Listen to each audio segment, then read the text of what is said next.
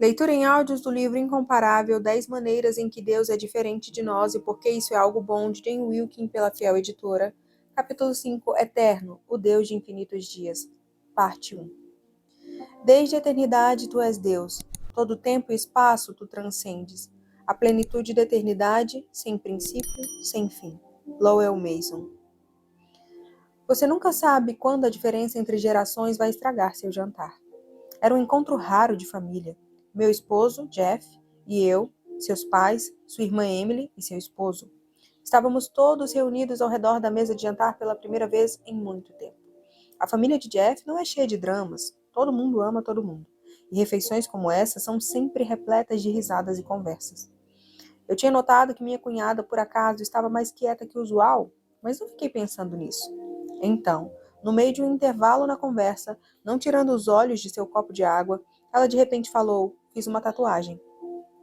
Um silêncio ensurdecedor. A família do meu esposo, com garfos no meio do caminho entre o prato e a boca, ficou inerte. As sobrancelhas de Jeff se arregalaram quase atingindo o teto. Meu cunhado cuidadosamente evitava olhar ao redor. Senti que uma risada histérica e inapropriada subia pelo meu tórax. "Você fez uma tatuagem?" Jeff conseguiu a proeza de repetir, certamente lembrando dos 2 dias, na época de faculdade, em que usou brinco antes de saber que teria de pagar a mensalidade do curso caso o adorno se tornasse um acessório permanente. Mais silêncio. Então minha cunhada disse: "Bem, vocês sabem que eu sempre quis ter uma." Nós não sabíamos. Realmente, nós não sabíamos disso. Eu não conseguia me lembrar de uma conversa sequer em que o assunto tenha sido falado, e, julgando pelo olhar dos meus sogros, eles também não sabiam. Nós, ainda hoje, rimos até chorar daquele jantar. Os pais de Jeff, que são a família mais apoiadora que você poderia querer ter, por fim, aceitaram a decisão da filha. Emily estava cheia de ansiedade para contar a eles, sabendo que eles ficariam chateados, então ela escolheu o que ela sentiu ser o cenário mais seguro para confessar. E meus sogros, que são produtos de sua própria geração, tanto quanto sua filha é produto da geração dela, decidiram superar o caso. Eu meio que esperava que Jeff furasse a orelha de novo, agora que a situação parecia estar resolvida. Nós todas somos produtos de nossa geração, muito ligadas à história na qual nascemos. Nós habitamos um espaço de 70 a 80 anos e somos moldadas pelos eventos que eles abrangem. Uma diferença de idade de 30 anos pode levar 2 pessoas a verem o mesmo assunto de ângulos completamente diferentes. Somos criaturas de uma época específica, com perspectiva limitada, resultado de anos limitados. Nisso, nós somos muito diferentes de Deus. Não limitado pelo tempo. Eu sou o Alfa e Ômega, diz o Senhor Deus, aquele que é, que era e que há de vir, o Todo-Poderoso. Apocalipse 1:8. As frases iniciais do livro de Apocalipse nos declaram um Deus não limitado pelo tempo, tanto que ele determina seu começo e fim. Sua natureza eterna é descrita com frequência ao longo das Escrituras.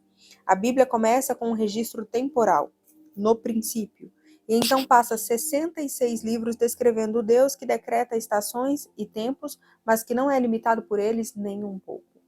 Livre para agir dentro do tempo conforme desejar, Deus existe fora do tempo. Ele é, simultaneamente, o Deus do passado, do presente e do futuro, inclinando o tempo de acordo com a sua vontade, livre de suas restrições. O passado não representa a ele nenhuma oportunidade perdida. O presente não lhe apresenta qualquer ansiedade. O futuro não lhe reserva qualquer incerteza. Ele era, e é, e está por vir. Ademais, todas as ações de Deus no tempo acontecem exatamente no momento certo. Ele nunca está adiantado, nem atrasado, nunca sujeito à tirania de um prazo, nunca com pressa, nem tentando ficar em dia com um horário que saiu do controle. O texto de Eclesiastes 3 nos diz que ele designa um tempo para todo propósito debaixo do céu, versículo 1. Mas, de uma perspectiva humana, não parece assim. Nós vemos o andar dos eventos em nossas vidas e pensamos que, talvez, pelo menos em alguns casos, nosso Deus atemporal se ausentou temporariamente. Nós podemos prontamente reconhecer que há um tempo apropriado para tudo, mas nós temos opiniões razoavelmente formadas de quando seriam esses tempos. O tempo de curar é qualquer tempo em que alguém esteja doente. O tempo para se calar é quando já terminei de dizer toda a minha opinião. O tempo de morrer é no fim de uma vida plena, nem um momento antes.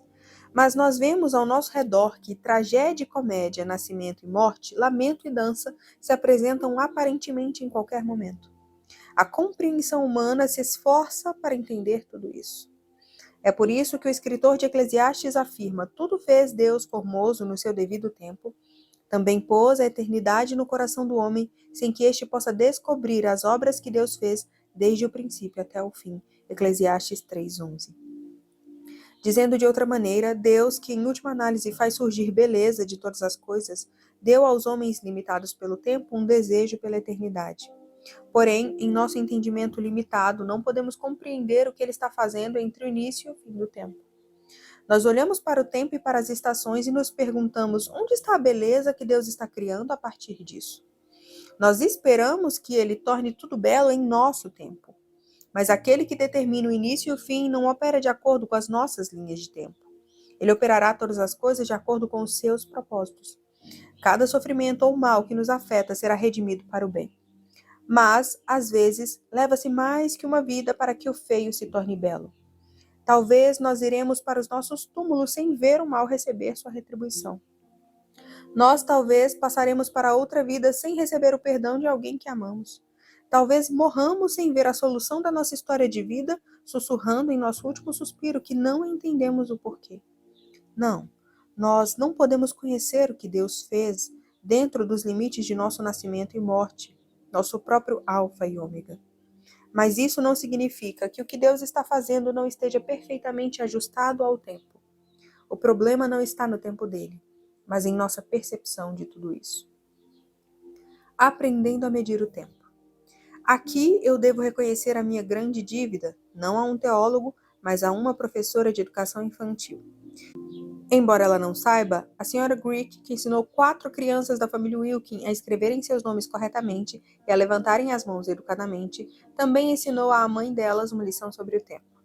Ela explicou em uma noite de reunião de pais e professores como era difícil ensinar o conceito de tempo para uma criança de 5 anos de idade. Toda segunda-feira, ela instruía a turma a pegar seus cadernos e a escrever no topo da folha: hoje é segunda-feira, ontem foi domingo, amanhã será terça-feira. A turma seguia suas instruções e a harmonia reinava. Sua dificuldade começou na terça-feira, quando o processo era repetido. Tão logo ela deu a instrução para escrever: hoje é terça-feira, expressões de dúvida tomaram as faces dos alunos. Com a instrução para escrever ontem foi segunda-feira, uma mão se levantou. Senhora Greek, você nos disse que hoje é segunda-feira. Não, segunda-feira foi ontem, hoje é terça-feira. Mais expressões de dúvida. Outra mão se levantou. Senhora Greek, você nos disse que amanhã é terça-feira. Não, hoje é terça-feira, amanhã é quarta-feira. Depois desse pronunciamento, as crianças ficaram chateadas. Da perspectiva delas, a senhora Greek se contradisse completamente. Antes ela havia dito a eles que hoje era segunda-feira, e depois que hoje era terça-feira. Qual era o certo? Poderia essa mulher ser confiável para ensinar a eles a adição se ela não sabia sequer que dia era hoje? Claro, ambas as declarações eram perfeitamente verdadeiras. Mas, visto que as crianças de 5 anos não podem ainda entender o conceito de ontem, hoje e amanhã, eles questionaram o entendimento da lógica da professora. O problema não estava na mensagem, o problema estava na habilidade limitada dos ouvintes para entendê-la. Nós somos desse mesmo jeito. Nós lemos a promessa de que Deus faz tudo belo em seu devido tempo, e então nós olhamos para os sofrimentos e dores não resolvidos de nossa vida e da vida de outros, e começamos a nos preocupar com o fato de que a Bíblia pode não ser confiável. Esquecemos-nos de que estamos recebendo instrução daquele cuja perspectiva não é relativamente maior que a nossa, mas infinitamente maior. Numa escala de entendimento espiritual que vai de 0 até Deus, nós seríamos patologicamente soberbas se nos avaliássemos no nível educação infantil. Não deveríamos nos surpreender nem nos sentir desencorajadas ao descobrir que nós, que somos de ontem e não conhecemos nada, não podemos compreender o tempo daquele que transcende o ontem, o hoje e o amanhã. Não podemos esperar entender nossa própria história, nem a história humana deste lado da glória. Mas podemos confiar nosso ontem, nosso hoje e nosso amanhã, aquele que era, que é e que há de vir.